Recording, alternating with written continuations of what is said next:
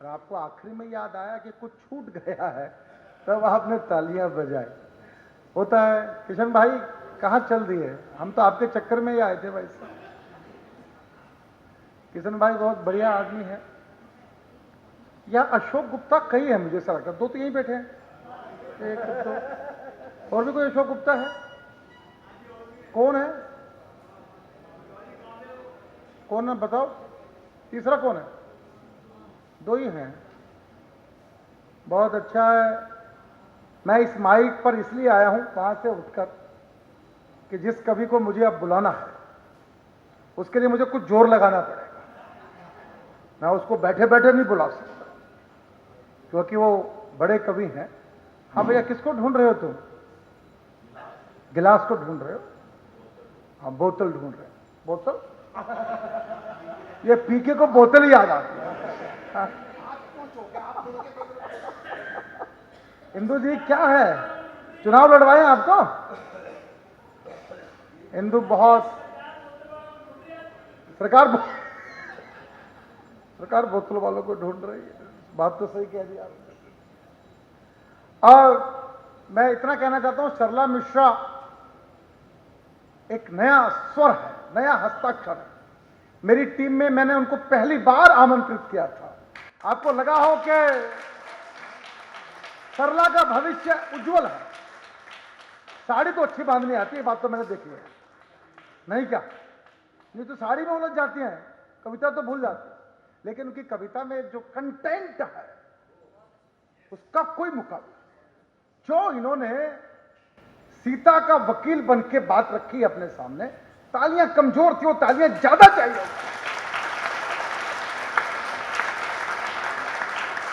बहुत अच्छा। अब भोजन भी नजदीक है, आपको भूख भी लगी होगी निश्चित रूप से। भूख नहीं है ना? तो हाँ, तो शाम को 5 बजे तक कार्यक्रम चलेगा।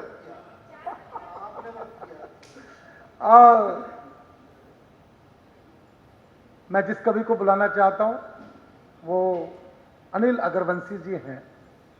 वो किसी परिचय के मोहताज नहीं है, अंतर्राष्ट्रीय कवि हैं। दुनिया में जहां जहां भी हिंदी कविता समझी जाती है, बोली जाती है, अनिल भाई वहां जा रहे हैं और भारत के अनेक देशों, अनेक कोनों में जाके, अनेक शहरों में जाके उन्होंने काव्य पाठ किया है। वो हास्य के जादूगर हैं और घंटों इस माइक पर खड़े होने की क्षमता उनके पास है। इंटरनेट की दुनिया से लेकर टेलीविजन की दुनिया में हर जगह एक नाम छाया हुआ है जिसका नाम होता है अनिल अग्रवंशी। तो मैं चाहता हूं इस बड़े कवि को मैं अकेला बुलाऊंगा, मेरा सामर्थ्य नहीं है। आप मेरा साथ दीजिए, सब मिलकर बुलाइए एक बार। आइए हम बुलाते हैं भाई अनिल अग्रवंशी। इतनी शालीनता से मैंने शायद पिछले 25 कवि सम्मेलनों में आज इतनी शालीनता से नमस्ते करी, उसके बाद एक ताड़ी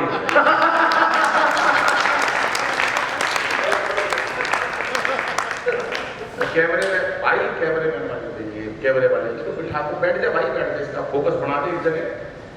बैठ जा भाई।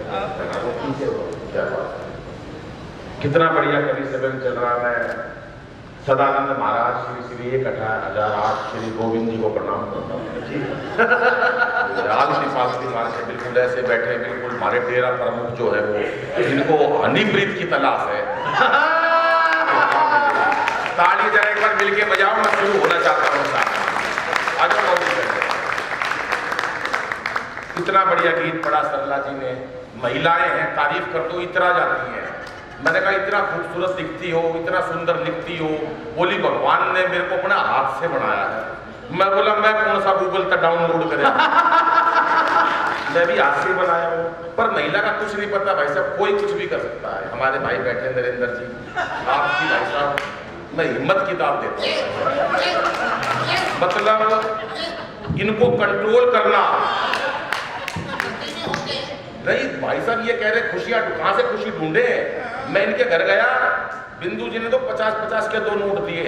बोले आलू लिया, टमाटर लिया। 15 मिनट बाद आके ट्रक के मारे बोले ये तो बता किसके पास टमाटर लाऊं, किसके आलू लाऊं। डरे बैठे हैं लोग भाई साहब। लेकिन जीवन है ये, खुशियों का जीवन है और खुशियां जरूरी है साहब। हमारे जीवन में खुशियों का मोल है। खुशियां पता नहीं हमने क्यों खो दी। पहले पंचायतें होती थी, चौपालें लगती थी, गाँव में हंसते थे लोग, मुस्कुराते थे। अब पता नहीं खुशियां कहाँ चली गई। खुशियां ढूंढने का समय है साहब। और ये खुशियों के लिए आज गोविंद जी ने और राजेश भाई ने कार्यक्रम आयोजित किया है कि आपकी खुशियों। 3 लोग पीछे बैठे, मैं राम राम करता हूँ उनको। मेरे को ऐसा फील हो रहा है कि दिल्ली में 70 सीट थी, 67 केजरीवाल ले गया। कितनी बची? वो ऐसे ही बैठे रहते विधानसभा। हाँ, ये वही वाले मस्त लोग हैं। सुनिएगा साहब, मस्ती लीजिएगा। कि सत्ता को संभालते ही मोदी ने ऐलान किया कि खुद नहीं खाऊंगा और खाने नहीं दूंगा मैं। मोदी जी हमारे देश के बड़े नेता हैं। जहां जाते हैं मुरली मनोहर जोशी जी और अडवाणी जी को अपने साथ ले जाते हैं, खास तौर से शपथ ग्रहण समारोह में उन्हें दिखाते हैं शपथ ग्रहण समारोह कैसे होता है। और उन दोनों को अपने सामने ऐसे बिठा देते हैं जैसे ये दोनों बैठे हैं, और मन से एक ही बात कहते हैं, मित्रों आज मैं जो कुछ भी हूं, जहां कहीं भी हूं, इन दोनों की वजह से। और ये दोनों जहां कहीं है मेरी वजह से। लेकिन जब तक मोदी जी हमारा कोई कुछ नहीं बिगाड़ सकता साहब। 2 लाख करोड़ का लोन लेकर आए। कितना? 2 लाख करोड़ का लोन लेकर आए जापान से। बदले में देके आए गीता माता। गीता माता की वैल्यू उससे भी ज्यादा है। लेकिन वो समय मैं आपसे निवेदन करूंगा, मेरे को आपकी तालियां चाहिए। मोबाइल तो मैं हर व्हाट्सएप पे हूं मैं, इसको रख दीजिएगा, आप बस्ती लीजिएगा। 2 लाख करोड़ का लोन लेकर आए मोदी जी, बदले में देके आए गीता माता। 50 साल का लोन है। 50 साल बाद अगर मान लो बाई चांस वो लोन नहीं पहुंचेगा तो जापानी उस पुस्तक को खोल कर देखेंगे गीता को, उसमें लिखा होगा क्यों व्यर्थ चिंता करते हो, तुम्हारा क्या गया जो तुम रोते हो, जो आज तुम्हारा है कल किसी और का हो जाएगा। तो मोदी जी हमारे देश के बड़े नेता हैं और ये चलता ही रहेगा भाई साहब। ये मस्तियां यूं ही चलती रहेगी। इतनी बढ़िया बात पढ़ी, इसने पढ़ी अभी माँ के पिता लिए रोया ये दुनिया भर का, इसने ये पिताजी के लिए रोई, वो बुआ के लिए सुनाई उसने कविता। ये सारे मंडे पढ़े जब से। ये कहाँ से ये रही है वीर रस, ये आया था वीर रस में देश कर दूंगा, ये मैं नहीं सुनाता ऐसी वैसी चीज। मैं तो बस्ती की बात करता हूँ। ये आया इसके एक बार वीर रस जाग गया, कहना सकता मेरे हाथ में सौंप दो हालात बदल दूंगा। मैंने कहा तेरे गलत वैक्सीन लग गई क्या? तू अच्छा भला पढ़ रहा था, तेरा हो क्या गया? रस बदल दिया। इसने सोचा यार वो भी रस का कभी चला, तू भी सुना दे। सकता मेरे हाथ में सौंप दो हालात बदल दूंगा। लुगाई ने कान पे दिया, बोली पहले पजामा बदल ले। सुबह से उल्टा पहना हुआ। तो कोई भी रस कुछ नहीं है, जो मन में है वो पढ़ो। क्या जरूरत पड़ रही है? ये आया कोरोना का टाइम गया साहब। आज इंदु जी सर, अशोक बाबू, कोरोना का समय गया। क्या क्या दिन नहीं देखे हमने, अपने अपने कितने अजीज लोग खोए। मैं आपकी मुश्किल समझ सकता हूं सर, आपकी क्या दिन नहीं देखे सर। वही लुगाई 2 साल तक लगातार देखी, क्या हाल हो गया लोगों का। सब भाई साहब, एक तो काम वाली लेट आती थी, उसके ऊपर मतलब 12:30 1 बजे नहाती थी, मेकअप का सामान खत्म था। अब तो हम काम पे चले जाते, रात को आए देख लिया, अंधेरे में क्या दिखाई दिया कुछ नहीं पता। अशोक बाबू मैं समझ रहा हूं, 2 साल लगातार भाई साहब क्या हाल हो गया। भाई साहब क्या लोग बीमार हुए, मेरे साथ बहुत बुरा गुजरा। मेरे से कह रही पकोड़े खाऊंगी, बेसन लिया। अरे मैंने कहा पुलिस डंडे मार रही है बाहर, मोदी जी ने पुलिस छोड़ रखी है, तेरे को बेसन के पकोड़ों की लग रही है। कह रही चुपचाप चला जा, बेसन लिया। मैं भाई साहब बेसन लेने गया था, सूजी लेके आया। मार मार के सुझा दिया पुलिस ने। बोली लिया है बेसन, मैंने कहा सूजी लाए हूं, बना ले हलवा। कुछ नहीं होता भाई साहब। और ये महिलाएं अपना अपना मन, इनका जो मन करता है वो करती हैं, ऐसा नहीं है नहीं होता। परसों परले दिन मेरा कभी सम्मेलन था ऑडिटोरियम में, ऐसी एक महिला बैठी जैसे 2 बहन जी बैठी हैं, गुस्से में घूर रही, मेरे को गुस्से में देख रही। आई होगी घर में कलेश करके, मेरे को क्या लेना देना भाई साहब। मैंने पूछ लिया, मैं कहा बहन जी मुझसे कोई गलती हो गई क्या? बोली नहीं, तेरी शिकल मेरी सास से मिलती है। कुछ नहीं पता कौन किसको कहां निपटा दे सर। के सत्ता को संभालते, और ये तो फिर भी शांति से बैठे। हमारे रोहतक की तरफ की लुगा इतनी देर चुप बिठा दो, बस सच बता रहा हूं, खड़ा नाश हो गया। दीपक भाई ये मैं सच बता रहा हूं। वो एक ने हेलीकॉप्टर चलाना सीख लिया, घर वाले बोले यार हेलीकॉप्टर सीख लिया, एक बार हमको भी सैर करवा दे। बोला यार तुम शोर बहुत मचाते हो। बोला नहीं मचाएंगे, पूरा परिवार हेलीकॉप्टर में शर्त पे बिठा लिया, कोई शोर नहीं मचाएगा। हेलीकॉप्टर काफी ऊंचाइयों तक उड़ा के ले गया, कोई नहीं बोला, मना कर खींचे के लेने। पीछे मुड़ के देखा, सारे नाराज हुए पड़े। अरे बोला कोई कुछ तो बोलो, कोई नहीं बोला। अपनी माँ से बोला माँ तू ही कुछ बोल। माँ बोली मैं क्या मैं बोलूंगा, जब तेरा बाप नीचे गिर गया था मैं जब ही नहीं बोली।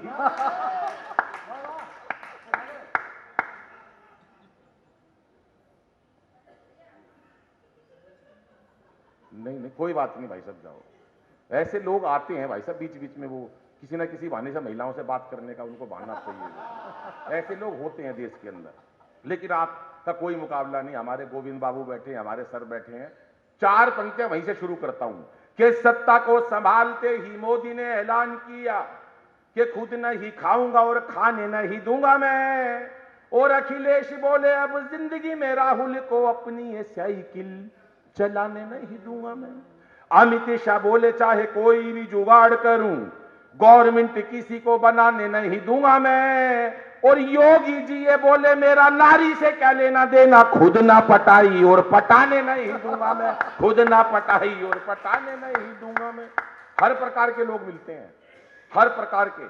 अब ये था भाई साहब कोरोना का टाइम गया, क्या टाइम था साहब हमारी जिंदगी में। सुरेश भाई ऐसा टाइम गया था, इसका फोन आया मेरे पास, कहां गया ये बैठा, कह रहा यार अनिल भाई कोरोना का टाइम है यार, बिल्कुल कमाई नहीं है। मैं यार कमाई मेरे पास भी नहीं है, अब सारा देश भूखा मर रहा है। कह रहा यार कोई भी काम बता दे यार, एक कुछ भी हो जाए आमदनी, मैं बता दूंगा, बुरा मत मानियो। बोला नहीं बता दे क्या है। मैं हमारे पीतमपुरा में सर्कस लगती है, उनका भालू मर गया।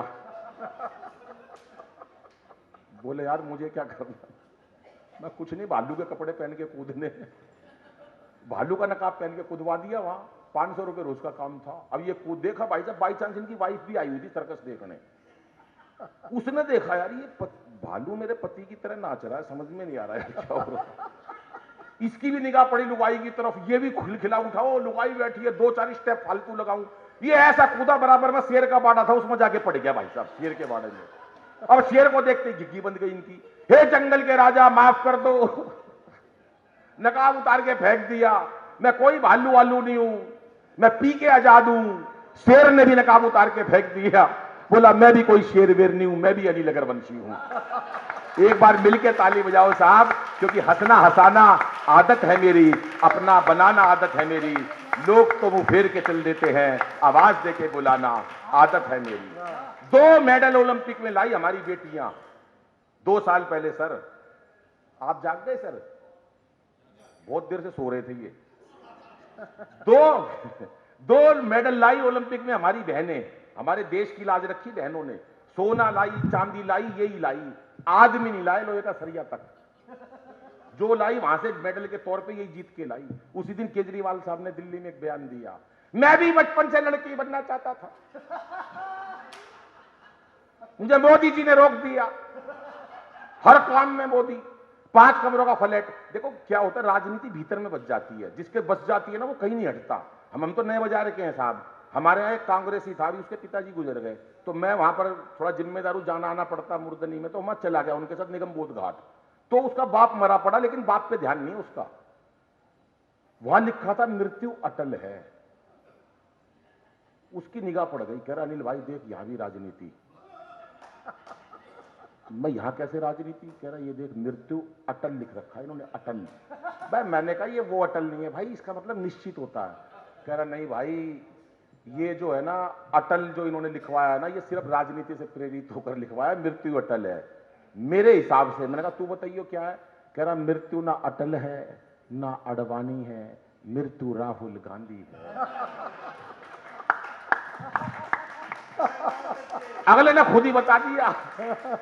वो एक हरियाणा के बच्चे से सवाल करा, बेटा कांग्रेस की स्थापना किसने करी, इसका जन्म कब हुआ। बच्चा हमारे हरियाणा का बोला मास्टर जी मुझे नहीं पता कांग्रेस की स्थापना किसने करी, इसका जन्म कब हुआ, पर नू पता इसका नाश कौन करेगा। सब कुछ पता है, हरियाणा के बच्चे अपने आप में ही मस्त हैं।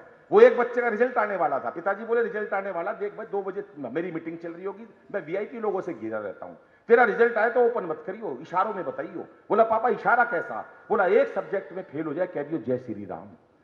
2 में फेल हो जाए कह दियो राधा कृष्णा, 3 में फेल हो जाए कह दियो ब्रह्मा विष्णु महेश। बोला ठीक। 2 बजे बच्चे का रिजल्ट आया, देखा पापा की मीटिंग चल रही है। पापा ने इशारा करा, बेटा रिजल्ट का क्या हुआ? बच्चा बोला, पापा साचे दरबार की जय। बिल्कुल साफ, कोई नंबर नहीं है साहब। तो ऐसी ऐसी बातें मिलती रहती है और कहीं भी हो सकती है, लेकिन हमने पता नहीं जिंदगी को क्यों टेंशन बना दिया। हर काम की टेंशन, ये टेंशन वो टेंशन। एक हॉस्पिटल के बाहर 2 पंक्तियां लिखी थी कि हंस बोल लेते दिल खोल कर यदि यारों के साथ, तो हमें ना खोलना पड़ता यूं औजारों के साथ। हमें टेंशन पता नहीं इतनी क्यों, हर बात में टेंशन ढूंढ लेते हैं। क्यों सर अशोक बाबू? हर चीज में मान लो, एक मैं उदाहरण देता हूं आप टेंशन का। आप मान लो सड़क पे जा रहे हो, मान लो, जाओ मत, मान लो इस टाइम आप जा रहे हो, आप रहने दो, आप पीआई पियो, और किसी को भेजता हूं, सतीश भाई चले जाओ। आप सड़क पे जा रहे हो, मान लो, बिना जान पिछाड़ किसी को नमस्ते करके चले जाओ, साला का टेंशन हो जाएगी यार, ये था कौन जो नमस्ते करके गया। ये जीवन की प्रक्रिया बन गई हमारी। एक बैठा टेंशन में, अरे मैंने कहा टेंशन में क्यों बैठा है? बोला एक दिन या सारी दुनिया मर जाएगी। देखो टेंशन कहां से ढूंढ रखी हमने। अरे मैंने कहा टेंशन में क्यों बैठा है? बोला एक दिन या सारी दुनिया मर जाएगी। मैं बोला तो तू टेंशन में क्यों बैठा है? बोला जो सबसे आखिरी में मरेगा उसको शमशान घाट कौन लेके जाएगा? दुनिया टेंशन में बैठी है, पर हमारे हरियाणा का आदमी कोई टेंशन नहीं लेता, मस्ती अलग है। कितने लोग हरियाणा के, जरा हाथ खड़े करना। अरे सारे हरियाणा से आए हुए। मैं तो अभी मधुबन चौक पे खड़ा, 3 लड़कियां खड़ी। विजय सुनियो जरा, मधुबन चौक पे एक लखनऊ की, एक दिल्ली की और एक हरियाणा की, 3 लड़कियां खड़ी।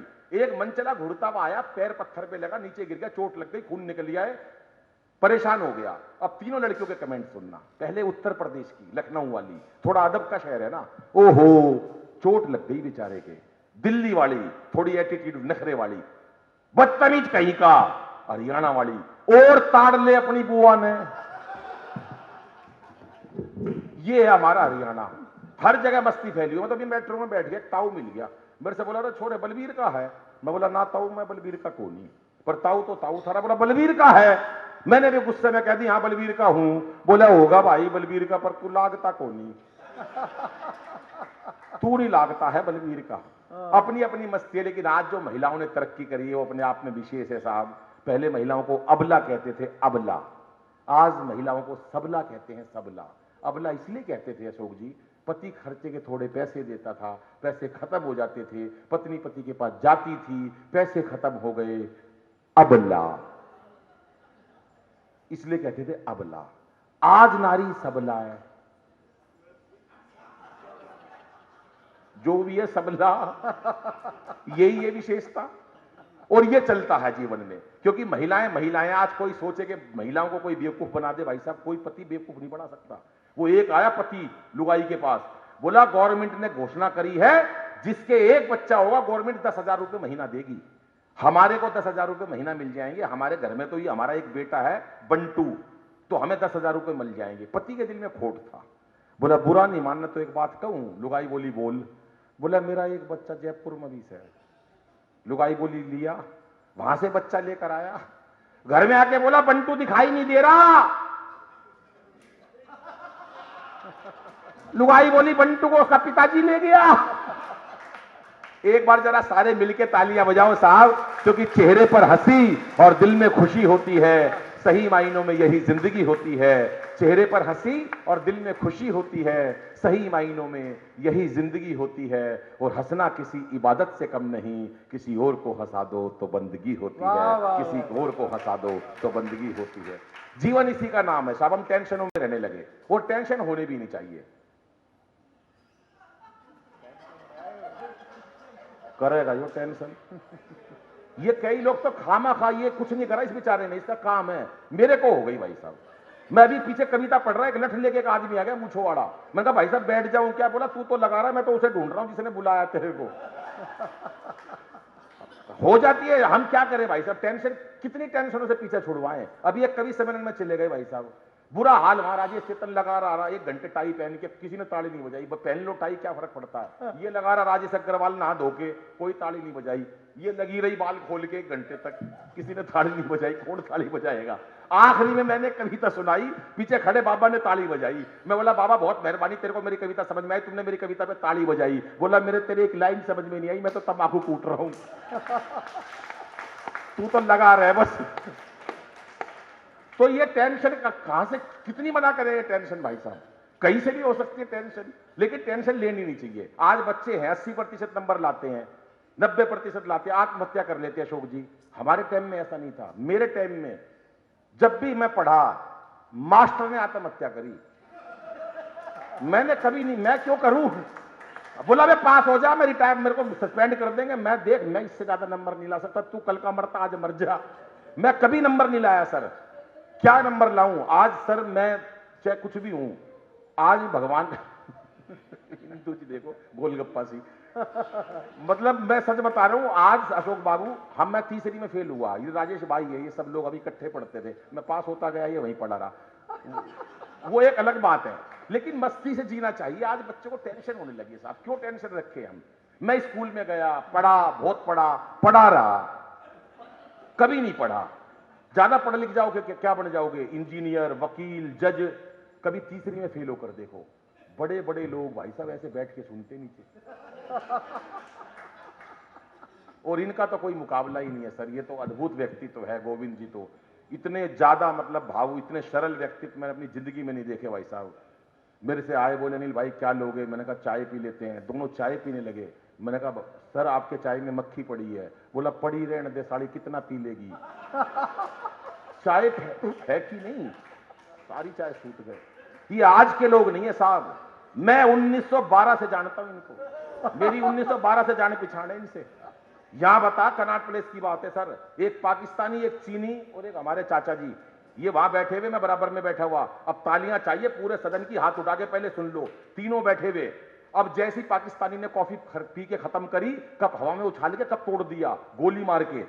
हम पाकिस्तानी है जिस कप के अंदर एक बार कॉफी पी लेते हैं दोबारा नहीं पीते, हमारा जलवायु कुछ और है। चीनी जैसी कॉफी खत्म करी, नीचे वाली कुर्सी निकाल के हवा में उछाल के तोड़ दी, गोली मार दी कुर्सी के।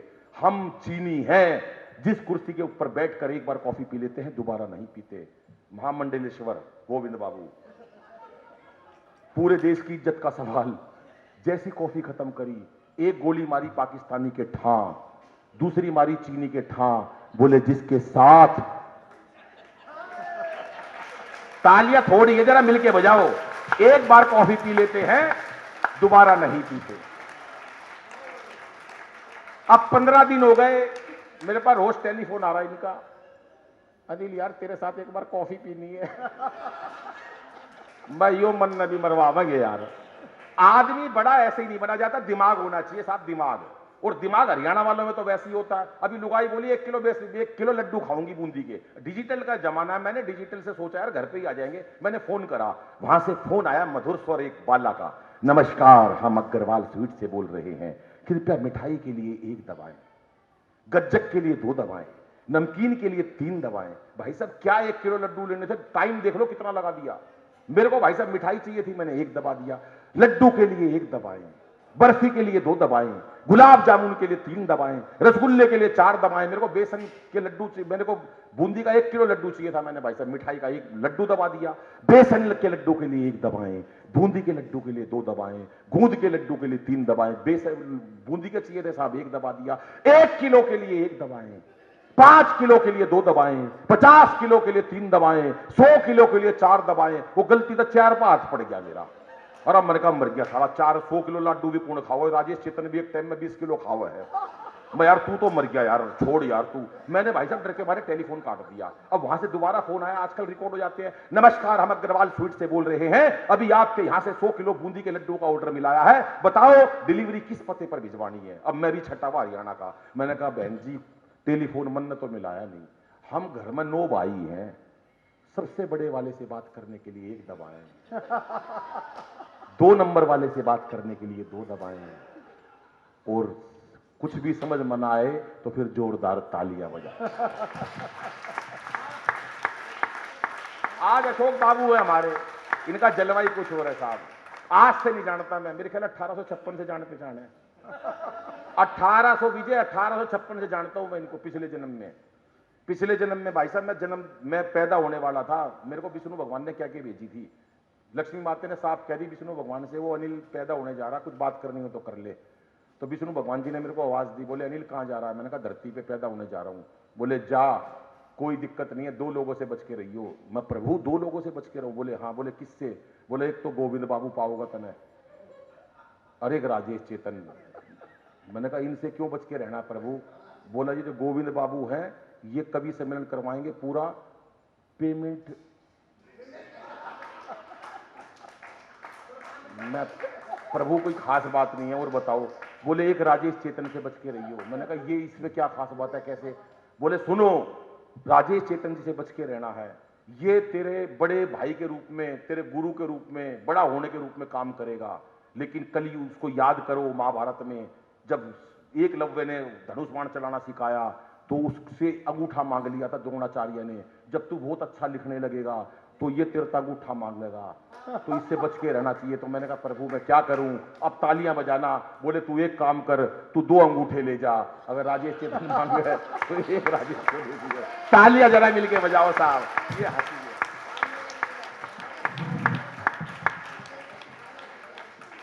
ये हास्य नेचुरल निकाला जाता है। हास्य कोई जरूरी नहीं है कि आप किसी बात से ही निकालो या कोई चुटकुलों से ही निकालो, कहीं से भी निकाल रहा। अभी हमारे अशोक बाबू हैं, 1856 से जान पहचान है भाई साहब। 57 में युद्ध हुआ था झांसी की रानी का। झांसी की रानी के जो पीछे बच्चा बंद रहता, बेरा तुमने कौन है वो? झांसी की रानी के पीछे बालक नहीं बंद रहा था, उसने मुंह निकाला बाहर, क्या हो रहा, तलवार लगी उसके, उन्हें मुंह वापस भीतर कर लिया। यो बैठा है भाई साहब, यो वो बालक है झांसी की रानी के पीछे बंद रहता, ईद जन्म लिया इसने। तो ये वो लोग हैं जिन्होंने देश के लिए कुछ करा। हमारे अशोक बाबू ने देश के लिए कुछ करा, ऐसे ही करा। आज जो इतना पैसा हुआ ये दिमाग से हुआ, ऐसे ही नहीं हुआ भाई साहब। वहां एक चीनी बैठे, एक पाकिस्तानी बैठे, एक सर बैठे अशोक बाबू। पाकिस्तानी ने, सुनो यार, जैसी पाकिस्तानी ने 500 का नोट बनाया, ऐसे बीड़ी बना के 500 का नोट फूंक दिया। बोले हम पाकिस्तानी हैं, 500 के नोट की बीड़ी बना के पी जाते हैं। चीनी 2000 का नोट निकाला, बीड़ी बनाई, 2000 का नोट फूंक दिया। उसने 500 का फूंक दिया, उन्होंने 2000 का। अशोक बाबू ना 500 का फूंकना ना 2000 का, क्योंकि देश की इज्जत का सवाल है, लक्ष्मी माता का अपमान नहीं करना है। इन्होंने बुद्धिमत्ता से काम लिया। चेक बुक निकाली, चेक बुक, उसके अंदर 20 लाख का चेक भरा और उस पर भी साइन नहीं करे। तालियां एक बार मिलके बजा दो साहब। कि क्या पता था रातों रात, क्या पता था रातों रात हो जाएगी ऐसी बात, एक फरमान से ही सड़क पे ला दोगे, और हमें क्या पता थी ऐसी कड़क बनेगी चाय। नोटबंदी की बात बता रहा हूं साहब, एक धन खो गया सारे का। बोला यार मरवा दिया मेरे को, सारा धन खराब हो गया मेरा। बोला कैसे? बोला यार मोदी जी ने मरवा दिया, नोटबंदी कर दी। तो मैंने कहा 4 पंक्तियां क्या कहना चाहेगा मोदी जी के लिए? कि क्या पता था रातों रात हो जाएगी ऐसी बात, एक फरमान से ही सड़क पे ला दोगे, और हमें क्या पता थी ऐसी कड़क बनेगी चाय, एक घूंट में ही सारी जीव को जला दोगे। और जियो मेरे लाल की आशीष अंबानी के लिए, जियो जियो जियो मेरे लाल की आशीष अंबानी के लिए, बाकियों को चाय वाली केतली थमा दोगे, और आपने लुगाई छोड़ी, देश का कसूर क्या है, लगता है धीरे धीरे सबकी छुड़ा दोगे, लगता है धीरे धीरे सबकी छुड़ा दोगे। अभी मनमोहन सिंह जी की बात करी बलजीत जी ने। हमारे मनमोहन सिंह जी थे, सरदार जी थे, ये थे। एक छोट बंद सुनाता हूं, सुनिएगा, एक मुक्तक। उनसे पूछा गया आपका स्टेटस क्या है, तो मनमोहन सिंह जी क्या बोले और मोदी जी क्या बोले? मोदी जी क्या बोले? किसकी मजाल मेरे सामने जुबान खोले। मीडिया वाले ने मोदी जी से पूछा कि एक वो प्रधानमंत्री था, बोलता नहीं था, और एक आप हो, चुप नहीं होते, आपका क्या स्टेटस है? तो मोदी जी ने क्या कहा? किसकी मजाल मेरे सामने जुबान खोले, मुरली मनोहर आडवाणी तक मौन है, और रोमिंग में अनिल है, लोकल में अमित शाह, मेरे पास गुजराती डुअल सिम फोन है। कि ओबामा को भागई जो दुनिया में छा गई, जो ओबामा को भागई जो दुनिया में छा गई, जो मेरे भाषणों में ऐसी जादू वाली टोन है, और पाकिस्तान जानता है, चाइना भी मानता है कि भारत का शेर मोदी दुनिया का डॉन है, भारत का शेर मोदी दुनिया का डॉन है। भारत उधर मनमोहन सिंह जी के पास गए, वो मनमोहन सिंह जी से बोले, जी मोदी जी कह रहे हैं कि किसकी मजाल मेरे सामने जुबान खोले, आप क्या कहते हो? तो मनमोहन सिंह जी क्या बोले, सुनना, छंद के हाथ से कहां से निकाला है कि उनकी इजाजत के बिन कुछ बोल सकूं, उनकी इजाजत के बिन कुछ बोल सकूं, मैडम के सामने मैं होता भला कौन हूं, और जब से संभाला है ये पीएम का पद मैंने, आप सभी जानते हो तब से ही मौन हूं। कि चाहे जब लौटा दो मुझे घर की मैं पूंजी नहीं, चाहे जब लौटा दो मुझे घर की मैं पूंजी नहीं, बिना ब्याज और बिना शर्त वाला लोन हूं। और अब तालियां चाहिए पूरे सदन की कि चाहे जब लौटा दो मुझे घर की मैं पूंजी नहीं, बिना ब्याज और बिना शर्त वाला लोन हूं, और आउट गोइंग जाती नहीं, इनकमिंग आती रही, साइलेंट किया हुआ सोनिया का फोन हूं, साइलेंट किया हुआ सोनिया का फोन हूं, साइलेंट।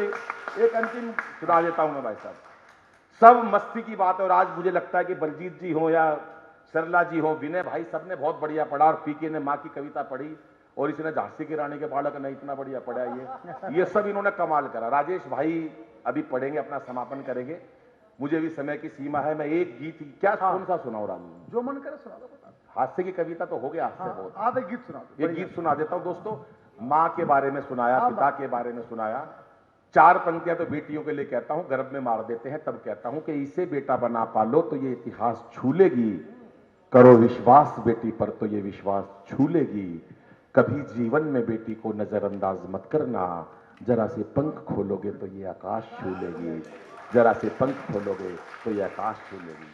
ये मीरा की अमर भक्ति जहर से मर नहीं सकती, ये झांसी वाली रानी है किसी से डर नहीं सकती, मदर टेरेसा लता हो कल्पना या सानिया मैरी, असंभव क्या है दुनिया में जो नारी कर नहीं सकती, असंभव क्या है। वाह वाह वाह वाह, कि त्याग सहनशीलता व दया व क्षमा होती है, त्याग सहनशीलता दया व क्षमा होती है, इन सबको मिला दो तो फिर मां होती है, इन सबको मिला दो तो फिर मां होती है। जीवन है, जीवन में बहुत सारे रस हैं, बहुत सारे रंग हैं, सब कुछ अद्भुत है। लेकिन दोस्तों मुझे पता है कि गोविंद बाबू के साथ जितने लोग जुड़े हुए हैं वो संस्कारों से तो प्यार करते हैं पर अपने देश से भी प्यार करते हैं। हम सब पारिवारिक लोग हैं, हम अपने परिवार से प्यार करते हैं। भगवान ने पैसा दिया, दौलत दी, शोहरत दी, हम आज यहाँ बैठे हैं, खुशियां मना रहे हैं। कभी हम कल्पना करें हम अपने देश के उन सैनिकों की जो सैनिक हमारे सीमा पर हमारे लिए जान छिड़क देते हैं।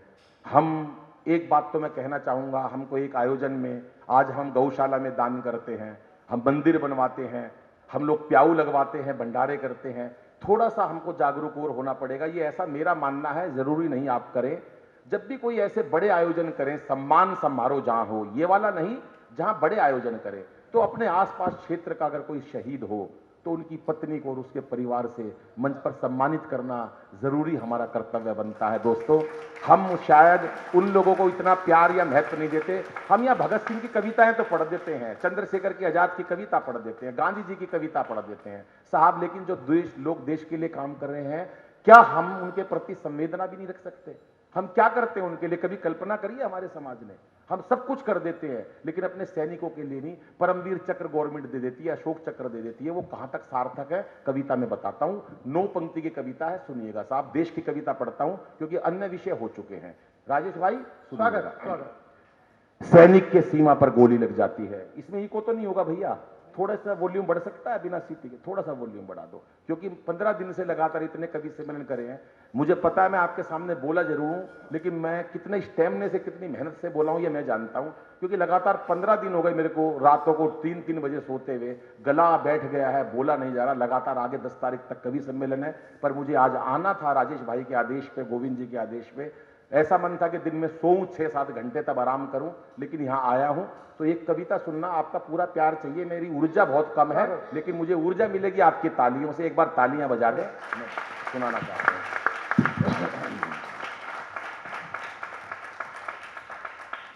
मुझे लगता है यह कविता आपको बहुत पसंद आएगी, जितना मैंने सुना है उससे कहीं अलग ये कविता है। सैनिक के सीमा पर गोली लग जाती है, 3-4 मिनट में मरने वाला है, उसे पता है कि मैं जाने वाला हूं। तो सैनिक का दर्द कविता का जो शीर्षक है सैनिक का दर्द, और वो दर्द क्या हो सकता है ये मैंने कल्पना करी है। और मैं एक बात और कहना चाहता हूं, आपका ध्यान दिलाना चाहता हूं, क्योंकि कविता छोटी सी है, 3-4 मिनट में ही खत्म हो जाएगी। कभी नरेंद्र बाबू, कभी सर आपने कल्पना करी है कि हम व्यापारी लोग भी धरना प्रदर्शन कर देते हैं, किसान तक करने लगे हैं, नेता तो हर रोज करते हैं, हर वर्ग करता है। कभी देखा है कि सैनिक धरना करता है, प्रदर्शन करता है? क्या उसकी कोई डिमांड नहीं होगी? क्योंकि वो देश को समर्पित है, वो सच्चा सैनिक है, वो कभी नहीं करता ये कार्य।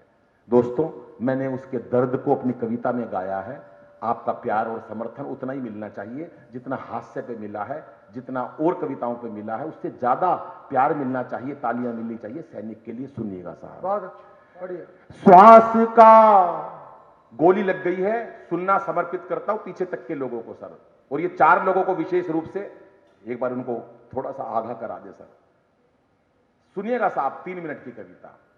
श्वास का अंतिम पहर हूं, श्वास का अंतिम पहर हूं, हो गई जीवन की शाम, मेरा अंतिम गीत सुन लो फिर हमारी राम राम। श्वास का अंतिम पहर हूं, हो गई जीवन की शाम, मेरा अंतिम गीत सुन लो फिर हमारी राम राम, फिर हमारी राम राम। साहब, एक बार मैं नाथुला पास गया था, एक सैनिक खड़ा हुआ वहां चोटी पर, ना जाने कितने 1000 फीट की ऊंचाई पर अकेला। तो मैंने नीचे सैनिक से पूछा, राजेश भाई, मैंने कहा ये सारा दिन ऐसे ही खड़ा रहेगा?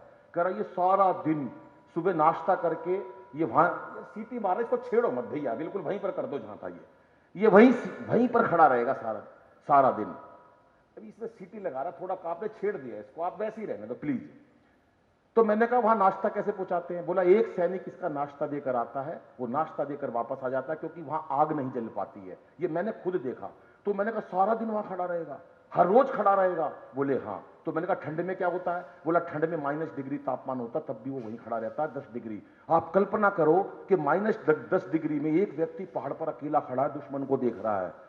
साहब, कभी कल्पना कर सकते हैं हम उस बात की? हम अपने घर में 5 डिग्री के अंदर रजाइयां ओढ़कर बैठे रहते हैं, 4 बार चाय पीते हैं, सबसे मिलते जुलते हैं। कोरोना में 2 साल हम अपने घर में रहे, मरने को हो गए बिना समाज के, वो आदमी अकेला खड़ा है। कभी हमने कल्पना करी है सैनिक कितनी मेहनत करता है? साहब, मैंने कल्पना करी, तब लिखा कि श्वास का अंतिम पहर हूं, हो गई जीवन की शाम, मेरा अंतिम गीत सुन लो फिर हमारी राम राम, फिर हमारी राम राम। बोला मैं मरूंगा, मेरे गोली लग गई, अब मेरे को जाना है, मेरी लाश, मेरा शव मेरे घर पर ले जाएंगे, तो क्या गुजरेगी उस मां पर, क्या गुजरेगी उस पिता पर, क्या गुजरेगी उस बेटी पर? तो कह देना 2 शब्द, सुनिएगा साहब, और आपका प्यार चाहता हूं सैनिक के चरणों में, कि कह देना कि हो गया बेटा समर्पित भारती की शान में।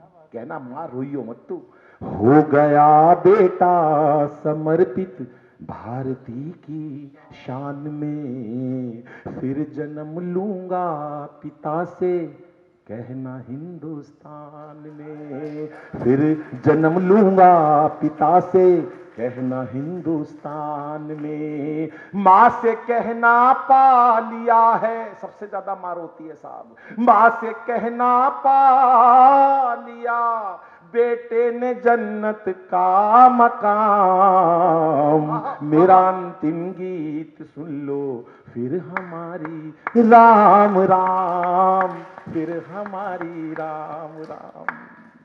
और 6 पंक्तियां अंतिम पढ़ता हूं साहब। हम अपने परिवार के लिए तो रोते हैं, दिया भी जलाते हैं, श्राद्ध भी करते हैं, लेकिन दोस्तों कभी कल्पना करना सच्चे लोग कहां खड़े हुए हैं इस देश के। हम नेताओं को पूछते हैं, हम शाहरुख खान को पूछते हैं, अमिताभ बच्चन को, तेंदुलकर को, इनसे ज्यादा कहीं बड़े ग्रेट वो लोग हैं जो सीमा पर खड़े होते हैं साहब। परमवीर चक्र दे देती है गवर्नमेंट, अशोक चक्र बांट देती है। मैंने अखबार में पढ़ा, एक शहीद की वाइफ, पत्नी पेंशन के लिए चक्कर काटती रही, पेंशन नहीं मिली। और एक गांव जहां शहीद हुआ, गवर्नमेंट ने याद करा, सरकार ने याद करा, लोगों ने झंडा फहरा दिया, तिरंगे में लिपटा दिया, बात खत्म हो गई। उसके पास पैसे नहीं थे, घर की बिजली का बिल तक काट दिया गया। ये हमारा देश कर रहा है। हम किस अंधकार में बैठे हुए हैं सर? ये मौज मस्ती हम मनाते हैं। मैं हास्य का कवि जरूर हूं, लेकिन देश को भी जीता हूं, हर तरफ निगाहें भी रखता हूं और अपनी संवेदनाएं भी जीता हूं। मैं मां की कविता भी पढ़ता हूं, मैं बेटी की भी पढ़ता हूं, पिता की भी पढ़ता हूं, लेकिन लोग हास्य की डिमांड करते हैं तो हास्य भी सब आपके समक्ष रखता हूं। लेकिन सच्चाई बता रहा हूं, तो क्या सैनिक का दर्द होगा कि आप बेशक हम शहीदों को पदक मत दीजिए। राजेश भाई, आप बेशक हम शहीदों को पदक मत दीजिए।